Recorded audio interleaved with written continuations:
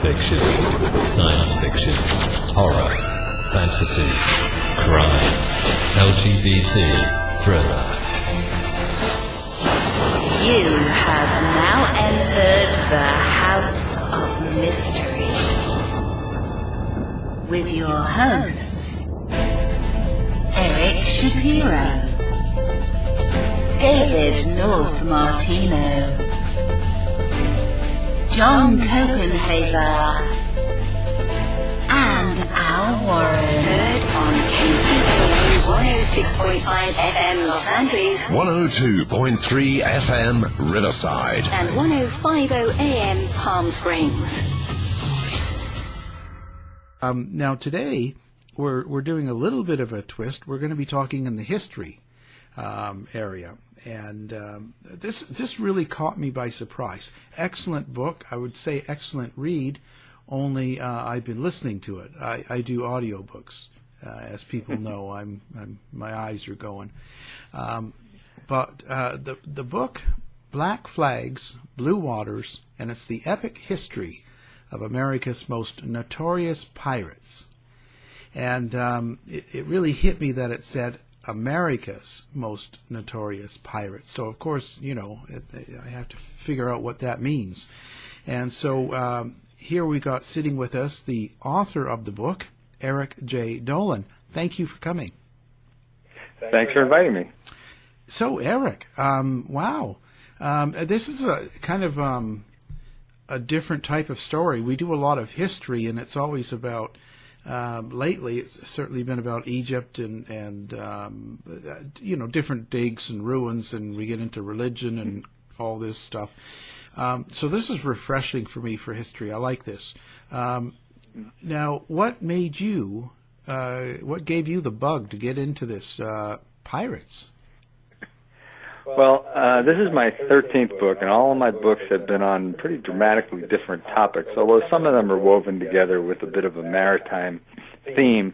For this book, I had a couple of ideas, and I decided to try something a little bit different. I pitched my ideas to my two kids, who at the time were teenagers, Lily and Harry, and when I mentioned the possibility of writing about pirates, because I'd always been interested in pirates but didn't know a lot about them, their eyes lit up and they said, "Dad, that's it, you have to write about pirates."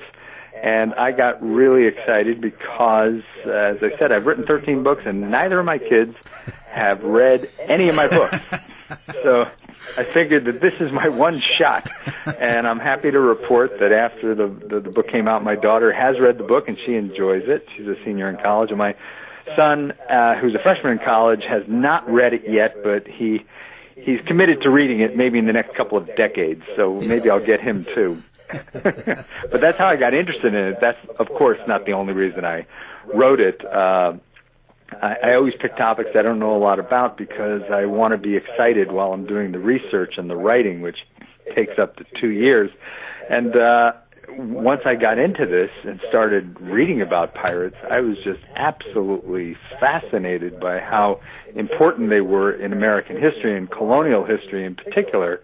And also it was very exciting to separate the myth from the reality and sort of see how these robbers of the sea operated and what they did and where they went and whether or not they got the treasure that they so desperately wanted. It just was a fascinating story to work on. Oh, I bet.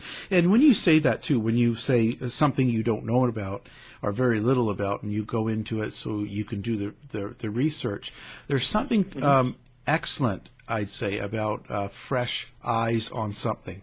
Because when you're not coming from a bias of having an opinion on certain things, you just jump into it and you learn it as if brand new. So that's a very good way to write a book.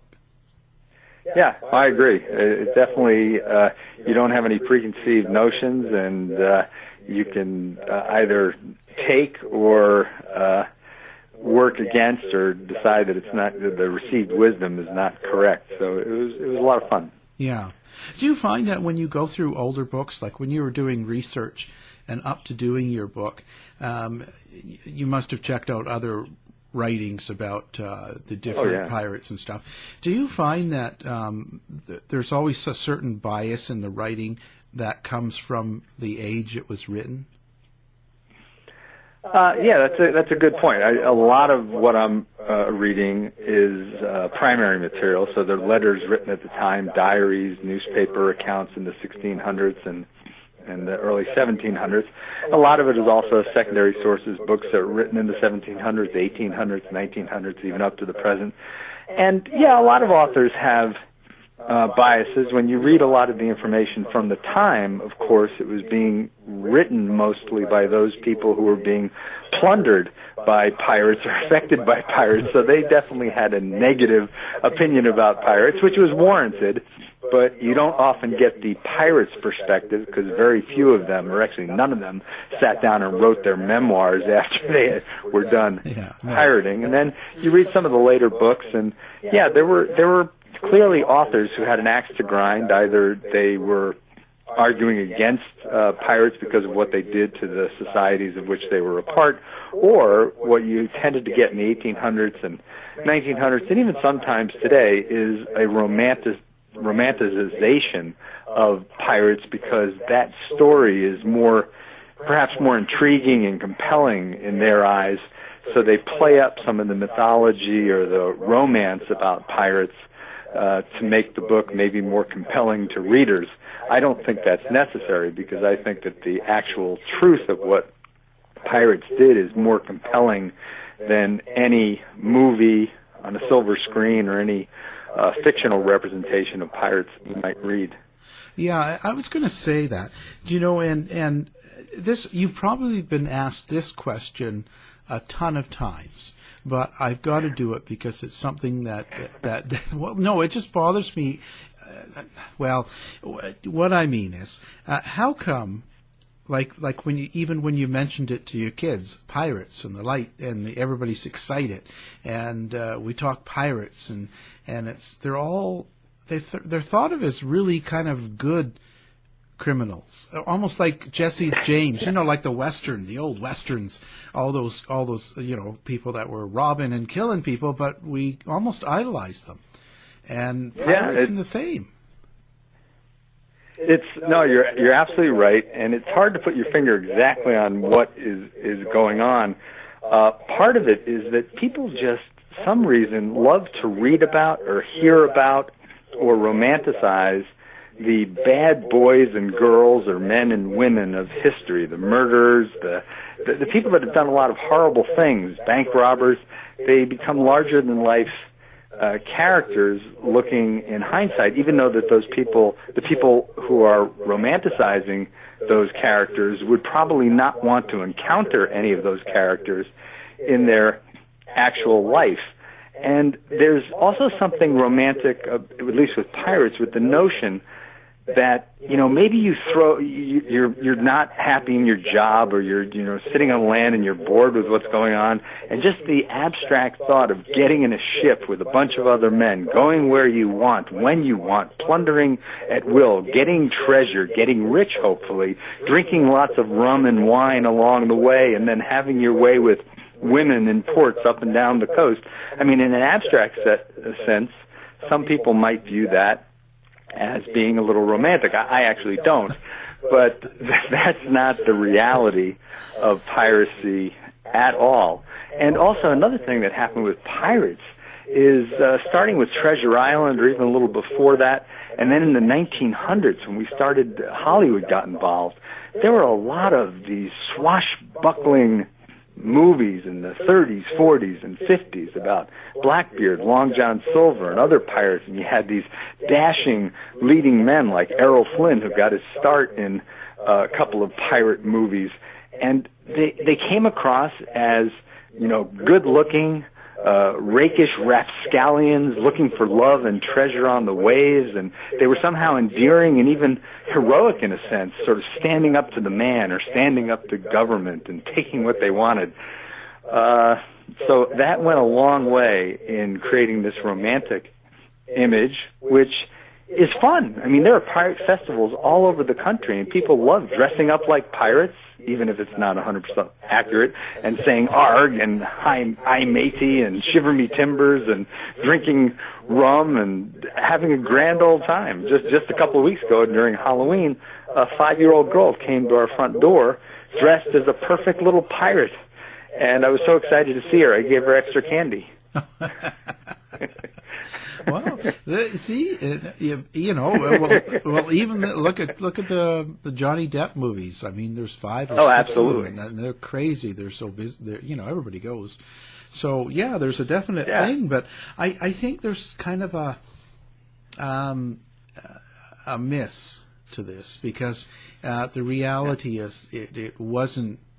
They weren't all good looking, well groomed, well dressed, well spoken, and standing up for the lady against the man and taking what you need. Yeah. There was a lot of terror involved in this, and that's sort of something that doesn't really get addressed, I think. There's a lot of terror. There was also a lot of disappointment. Pirates were very much like gamblers who go into a casino and they have an over-expectation of success and an underestimation of failure. Because they look at there were some pirates that did and got away with it. And a lot of the pirates that went into the business, so to speak, looked at those stories and said, hey, that's going to be me. But the reality of it is that a very small number of pirates got rich or even comfortable, and even fewer got to retire with their riches. It was a relatively short career. Many of the pirates were killed in battle or hanged on land. There was something on the order of 400 hangings during the time that I'm talking about, just in the 17-teens and 1720s throughout the Atlantic. So pirates, in the abstract, they might have thought they were going off to make a killing, but in reality they often didn't. But there's one important exception, and this is probably the most fascinating thing I learned in working on this book. Before 1700, there were these pirates called the Red Sea Men who left from the American colonies. They were by and large American colonists. They left from the American colonies and they went into the Indian Ocean and they attacked Mughal or Muslim ships that were transiting between India and the Red Sea ports of Jeddah and Mocha. And those ships were full of money and pilgrims going on their annual Hajj. And those Red Sea Men would get a lot of treasure in many instances. And they would come all the way back to the colonies, and they would be welcomed back in the colonies because they were the fathers, sons, and brothers of the people who were in the colonies. And this was a time at which the American colonies were on the edge of empire. They felt they were neglected by the mother country, England. They were starved of currency, starved of exotic East Indian goods.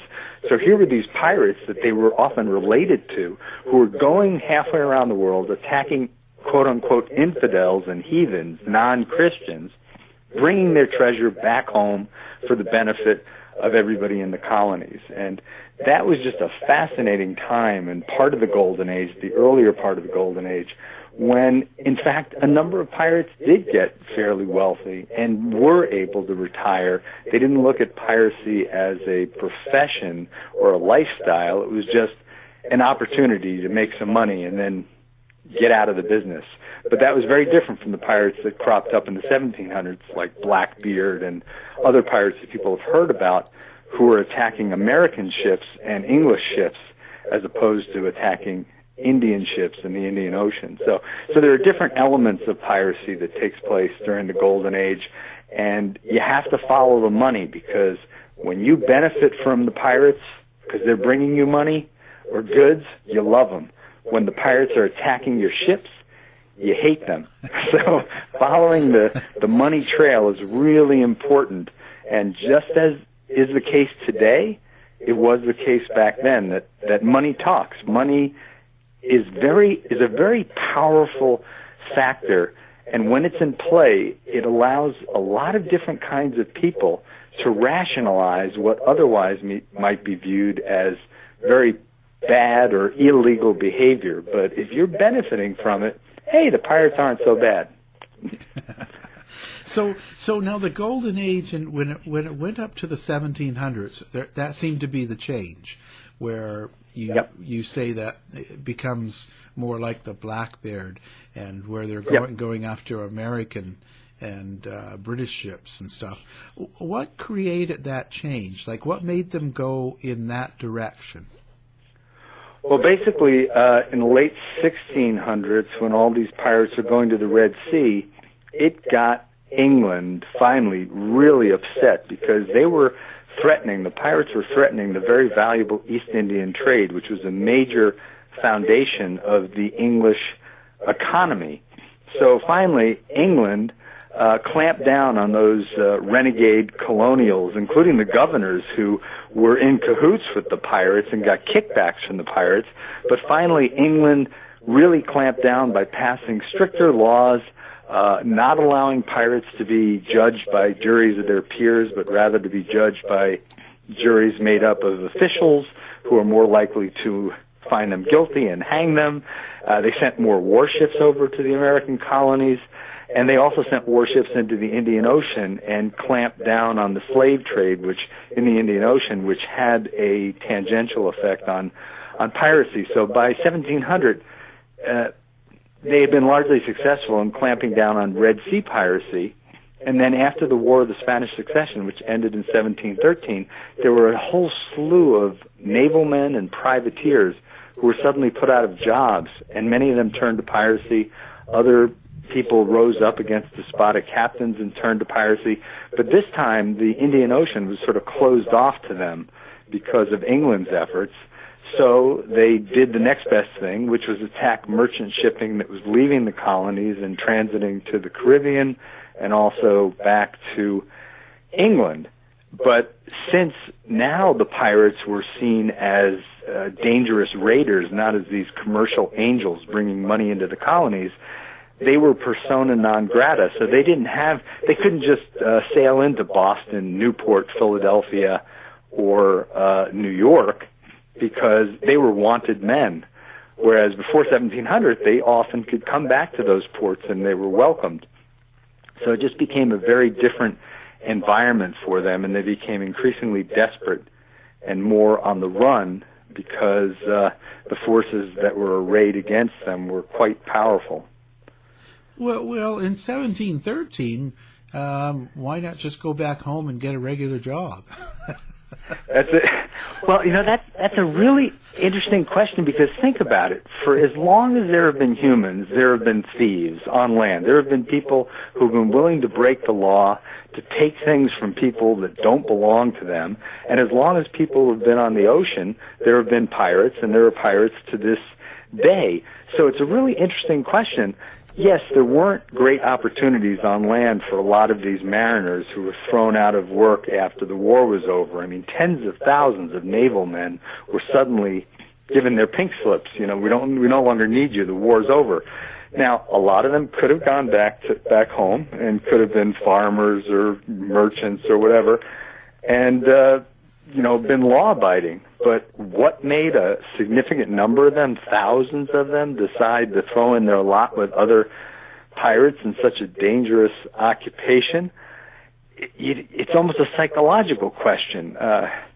Why have there always been people that are willing to break the law in the expectation of making a killing, in this case, plundering a ship? And a significant number of people decided it was worth the risk. But you have to also keep in mind that there were, just look at the Navy, there were 50,000 men on naval ships during the War of the Spanish Succession. At the end of the war, almost 30,000 of them suddenly lost their job. Now, only a fraction of them became pirates. So most people did go back home, did go to their communities and try to pursue other opportunities.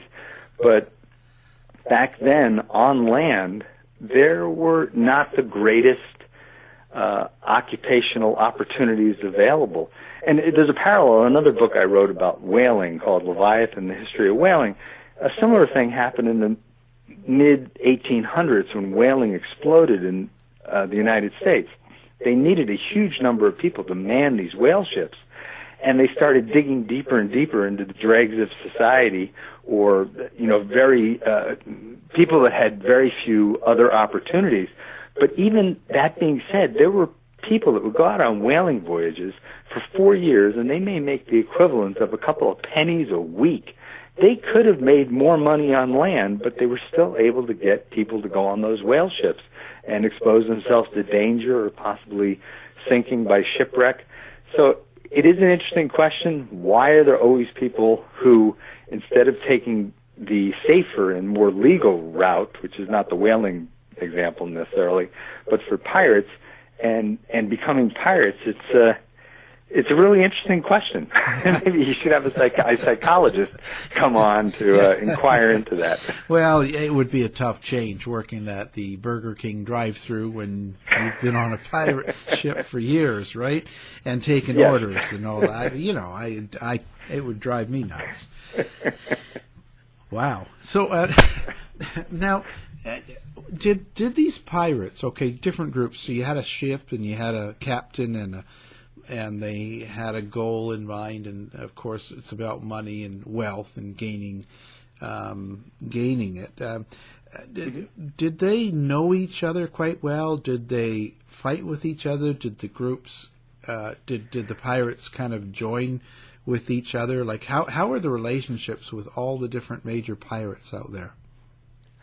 Yeah, a lot of the pirates, especially when there were these locations that they would repair to, like in the Indian Ocean, a lot of pirates, instead of coming back after each voyage, they would go back to a little island off of Madagascar called Sainte Marie, and they would careen their ships, clean their ships, divide the booty, have sex with local Malagasy women, drink, and plan their next voyage. So at times there may have been as many as 1,000 pirates on this little island of Sainte Marie, and many of them got to know each other.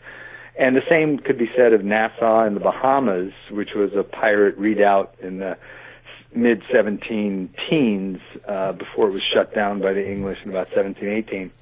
So, yes, many of the pirates knew each other either by reputation or actually had come into contact, and sometimes pirate crews would shift between pirate captains, and sometimes pirates would gang up and attack victims together and then divide up the booty. But most of the time, a pirate captain would have his own ship or maybe a little fleet of ships, like Blackbeard had up to 5 ships at one time and almost 400 men under his command. And they would go off and look for prey on their own. And if they came across another pirate ship, they didn't attack the other pirate ship. There was sort of a Brethren of the Coast kind of thing going on, which started in the mid-1600s. And so they felt they were all in it together, but they were all in it for themselves in terms of financial rewards. But sometimes they teamed up. Yeah, it's really interesting. So, who did you find to be the most notorious in your research of the 1700s? Who was the one that was really kind of the biggest brutal man? Funny, your listeners will probably immediately think of Blackbeard because he had this reputation as this notorious, fierce pirate. But that was a lot of that was public relations after the fact. Sort of, he was not a particularly fierce and notorious, but he wasn't that fierce pirate. There are only 2 instances known of him physically accosting his opponents. In one case, it was just whipping a man on board a ship. And the other case is when he was fighting for his life, when British Naval Lieutenant Robert Maynard and his men went to fight Blackbeard and his crew off Ocracoke Island. And ultimately, Blackbeard ended up on the losing side of that battle and had his head severed and hung from the bowsprit of a sloop. And then they pitched his headless body into the water, where supposedly it took a few laps around the sloop before sinking from sight. So Blackbeard, he did some pretty dramatic things. He blockaded, with almost 400 men and a number of ships, he blockaded Charleston Harbor for the better part of a week. But in the end, when he died, he had not amassed too much of a fortune, and his behavior had not been out of character with a lot of other pirates. But if you want to go to the most notorious, perhaps evil pirate, for Edward Lowe. Captain Edward Lowe in the early 1720s, he plundered many ships, but he was sort of a sadistic kind of guy. He liked to torture and kill some of his victims. One of his signature moves was cutting off people's lips and ears and roasting them before forcing the victim to eat their own flesh. And there was one case in which he attacked a ship, and the captain of the ship had a bag of gold and silver hanging over the side of the rail to a rope. He cut the ropes so that the treasure fell into the water instead of into Edward Lowe's hands. So Edward Lowe killed that captain and all 32 men of his crew. And he's known to have killed other people. Pirates oftentimes would, since many of them had mutinied and they didn't like despotic captains, pirates would often, when they plundered a ship, they would ask the men on board the ship, has your captain been good to you? And if they said no, he's a horrible captain, they would often kill that captain. But Edward Lowe was so sadistic that he took over this whaling sloop off of not far from Nantucket, and the captain, Nathaniel Skiff, all of his men attested to the fact that he was a wonderful captain. But Edward Lowe didn't go along with the prescribed pattern and give him mercy. He basically said to him, since your men say you're such a wonderful captain, I'm going to make your death swift. And they ran him through with a sword. So he was just a miserable, miserable character. Wow. There you go. And so what, how did it all fall apart? Like, where did it all begin to end? Well, it really started to fall apart about 1718, 1719. That's when Woodes Rogers and a force from England was sent to the Bahamas, and specifically to New Providence in Nassau, which was this huge pirate hangout. It's the one, made famous in the TV show Black Sails, and the one that people have always heard about. That force, he basically went there with, he was giving out pardons from the king for pirates, so a number of pirates took the pardon and got out of piracy. But he had this large force that essentially took over the Bahamas, got rid of all the pirates there, so they lost one of their hideouts, and that dispersed a number of the pirates. And from that point forward, there were more naval ships pursuing pirates. There were more colonial ships that were armed that were pursuing pirates, and in many instances were successful in capturing them. And also the colonies had a strengthened judicial system that was better designed than it had been before, so that the pirates that were captured were tried, found guilty, and there were many hangings up and down the coast from Newport all the way down to Charleston, South Carolina. So the number of pirates dwindled slowly between 1718, 1719 until about 1726, when there were only a handful of pirates left, and that's one of the last major hangings of pirates, of Captain William Fly and his men, who were hung in Boston right at the edge of the harbor. They had plundered a bunch of ships off the American coast, but then they found themselves with too many prisoners on board, and a couple of those prisoners conspired, rose up, killed some of the pirates, shackled Captain Fly and the rest of the men, brought them into Boston, where they were tried and found guilty and then hanged. And when they were brought out to an island, Fly's men were buried, but Fly himself was hung up in irons on the top of this island, so that seafarers who came in and out of Boston Harbor could see him hanging there as a warning to them not to pursue a life of piracy. But by that point, that warning was hardly necessary, because there were just very few pirates left. But of course, you have to keep in mind that didn't end piracy. There was a big upswing in piracy in the late 1700s, early 1800s. Both the Barbary pirates off the northwestern coast of Africa and in the Caribbean, there was a big outburst of Spanish piracy that drew the American naval forces down to the Caribbean and the Gulf of Mexico to basically attack these pirates and protect American shipping. But I just focused on the Golden Age because I think it was it's the most amazing, most interesting, most dramatic, and probably most consequential period of piracy in history, certainly in the history of the United States and the American colonies. What do you attribute that to? Like, what do you when you say had the largest influence in American history or at the time? What exactly do you attribute it to? Well, it's both because before 1700, there were scores of these ships going to the Indian Ocean. They were bringing back hundreds and thousands of dollars or pounds of treasure, Spanish dollars and pieces of eight. And you have to remember the colonies were fairly small, so this is a significant infusion of cash and goods, and also a number of the pirates that settled in the colonies, a few of them helped defend the colonies against French privateers and other forces that wanted to do damage to different American ports.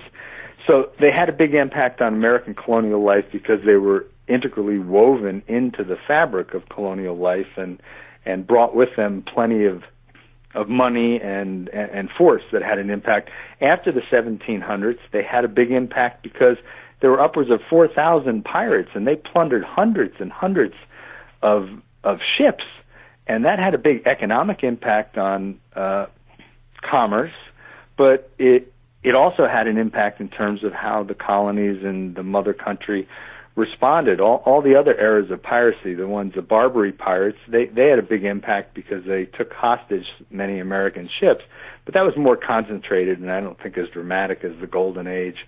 And the piracy in the early 1800s in the Caribbean was annoying, to be sure, and it was made for some good naval battles down in the Caribbean. But again, I don't think it was as expansive.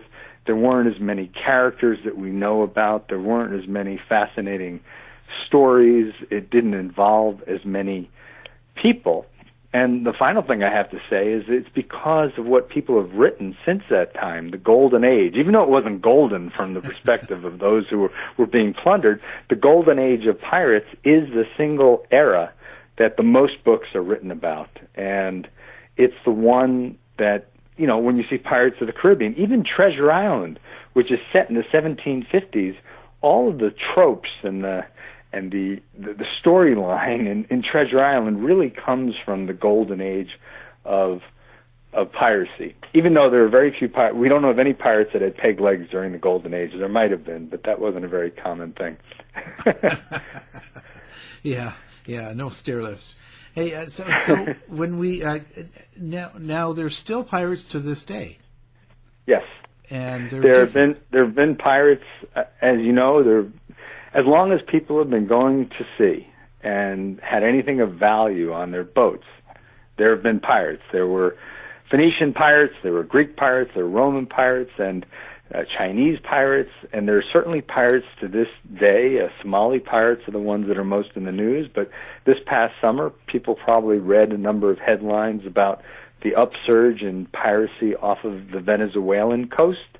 And the thing that sort of combines Somali piracy and Venezuelan piracy, along with piracy that still takes place in the Malacca Straits and other parts of the world, is when you have an economy in economic freefall and people that are financially in dire straits, some of them inevitably choose to steal from others, and piracy is just stealing on the open ocean as opposed to on land. And so just like the pirates of the Golden Age, the pirates of today are driven in part by economic necessity and or desire. But there are a lot of differences between the piracy now and the time that I write about. And unfortunately, I think that there will be pirates as long as people go to sea.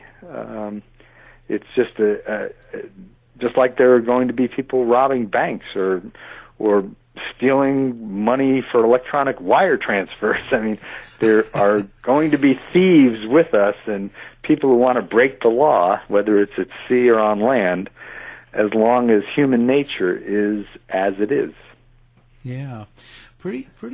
Back in the time of the Golden Age, how did people perceive these pirates in general? Well, again, if you look at the Red Sea men and before the 1700s, the colonists viewed them very favorably. In fact, they would call them privateers, which they really weren't. Privateers are people that are given a letter of marque or merchant ships, a letter of marque from the government during a time of war, giving them permission to attack the enemy combatants and bring those ships back and share in the plunder. It's called licensed piracy, but it was legal. In the colonies, they called these Red Sea pirates, they often called them privateers, even though they were attacking Mughal ships, and England was not at war with India or the Mughal nation. So it was, in fact, out-and-out piracy. In the 1700s, again, they were viewed much less favorably by the populace. Again, it depends on whose ox is being gored. And for the most part, the emperors, the royal families of the different countries, and Spain and England and France, and were they just using these pirates to kind of get things done that they wanted? In some cases, yes. I talk about one of the earlier pirates, even though it's not part of the Golden Age, Sir Francis Drake, who the English viewed not as a pirate, but as a privateer. He had been sent out by Queen Elizabeth I, the Virgin Queen. She had sent him out to basically attack Spanish treasure ships in the Pacific and bring back their loot, because Spain sort of owned, due to conquest and other reasons, most of the Western Hemisphere, and they found a huge amount of money in the mines and of Central and South America, and that made Spain one of the richest countries in the world, and the other European countries were very jealous of Spain's windfall in the West. So one of the ways they could get even was by stealing from the Spanish. And even though the English and Spanish were at war for many, on and off for centuries, it seemed, there were times when they were nominally at peace or not at war. And when Sir Francis Drake was sent out, they weren't officially at war, and Queen Elizabeth knew exactly what she was doing. When he came back, he was knighted. The Spaniard king looked at him as a pirate, but the English viewed Sir Francis Drake as a privateer and one of Queen Elizabeth's sea dogs who had brought glory and money back to the empire. So it just goes to show that there was a phrase, I can paraphrase it, Samuel Taylor Coleridge said that nobody is a pirate unless their peers call them so. So basically, it's how you view what somebody does that determines what you label them. And some people look at Drake as a pirate, other people look at him as a hero and a privateer. So it was back and forth. And the Buccaneers, I also talk about the Buccaneers in the book, which are just pirates by another name. And some of them did things where they were viewed negatively by the English and the Spanish, but also the Buccaneers were a very valuable fighting force, and so the governors of Jamaica basically made tacit deals with the Buccaneers, saying, you can use Port Royal, Jamaica as your base. We won't arrest you, but if any nasty Spanish ships try to attack us and take back Jamaica, we expect you to defend us. So it was like a marriage of convenience. Yeah. So there you go. So the during the whole time you're going through research, you're reading, you're involved, and you're getting all this stuff. What was the most surprising thing you learned? There's probably two things. We already talked about it a little bit. The largest class of surprise really had to do with those Red Sea men and what was called the pirate round. I just viewed pirates pretty much as Pirates of the Caribbean, sort of these rogues that were out there attacking, enemies of all mankind, feared by all, loved by none. But I was really shocked to learn about these pirates that operated in the Red Sea and how they were viewed by the Americans and how they were woven into the American culture and accepted and welcomed by the colonists, even though they often did horrible things in the Indian Ocean, killing people and stealing from them. The other big surprise is how few pirates got rich, especially after 1700. You read about what these pirates would plunder from these ships. I mean, there are some pirate captains and their men who would plunder 30, 40, 50 ships, and you think, wow, they must be getting a lot of stuff. But most of those ships were either fishing vessels or just ordinary merchants. Very few of them had holds that were full of treasure, gold doubloons or Spanish pieces of 8. So it was kind of interesting to read about how many of their attacks only resulted in a minuscule haul of treasure. They often took mundane things off of the ships they attacked, clothes, cloth, iron nails, cannonballs, masts, food, bread, hardtack, meat, wine, rum. But it was a few and far between were the pirates who hit it rich, won the lottery. Well, they needed better better agents. So, hey, did you see that Captain Phillips movie a while back? Yes. 5 years ago, Tom Hanks. Now, is that a traditional pirate today, like scenario?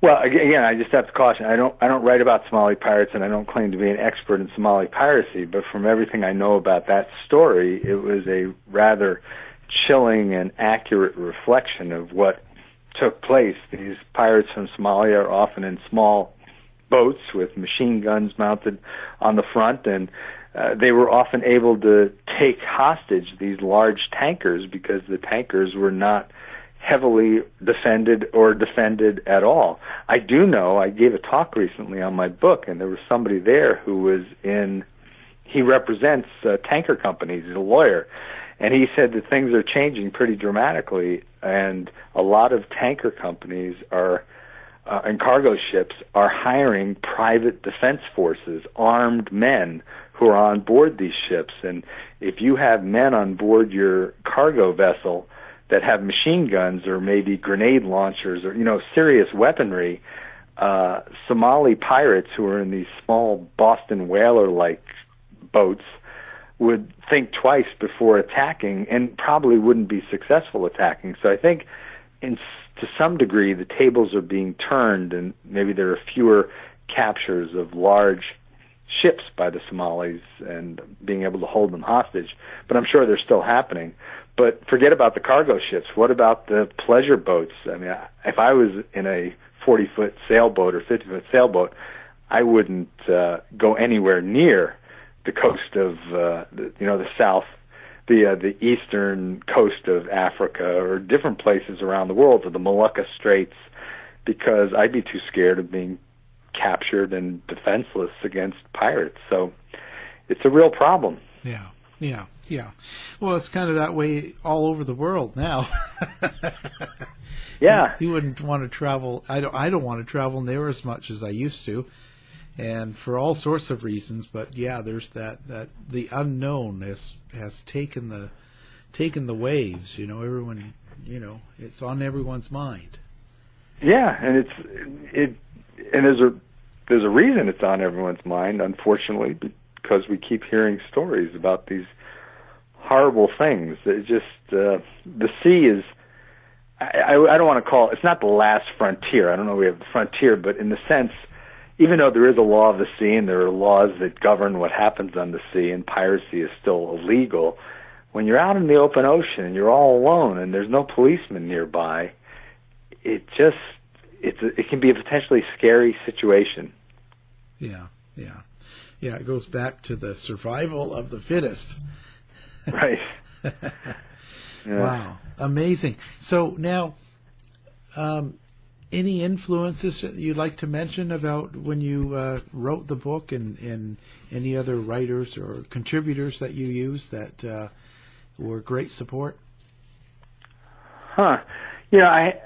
Writing is a solitary endeavor. I work.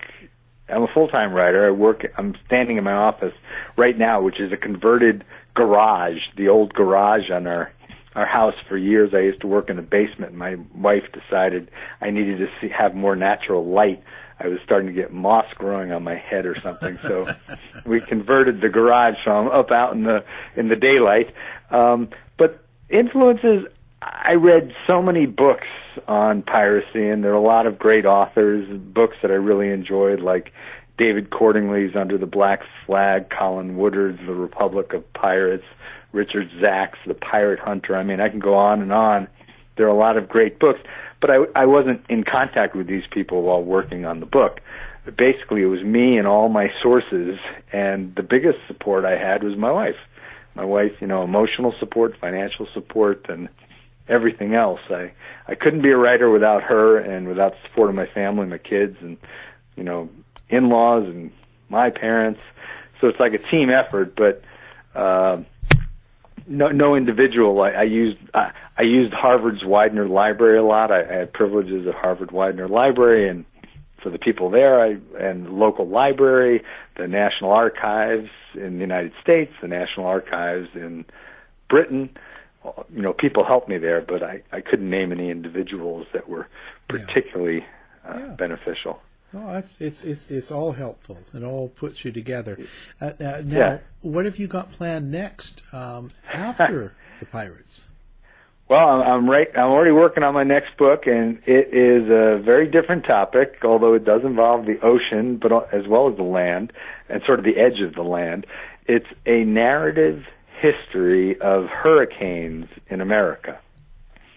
So I'm going all the way back to Christopher Columbus and coming up all the way to the present, talking about the impacts that hurricanes have had on American history and the evolution of our understanding of what hurricanes are and how they operate and how we react to them. And it's just a fascinating story. I'm learning a lot about hurricanes. I would say there's a lot to learn there, and so much to take in. Absolutely. That's going to take a while to get that done. That's a lot. Yeah, well, I've got to get it done pretty quickly. I've been working on it already, and I'm going to start. Come January, I'm probably going to hibernate for a couple of months and write around the clock. Yeah. That's when I get my best writing done, is when I have long stretches of time, 8-10 hours in a row. Then it really gets going. I don't like writing, an hour now, an hour, 4 hours from now, breaking it up. It sort of ruins the train of thought. Yeah, I agree. Well, it's certainly been interesting, a very enjoyable conversation. And, of course, now, if people want to get a hold of you, they want to tell you a story that they have, or if they have some information, what's the best way to get a hold of you? Well, I've got a website. It's just my name. It's www.ericjaydolin. That's EricJaydolin.com.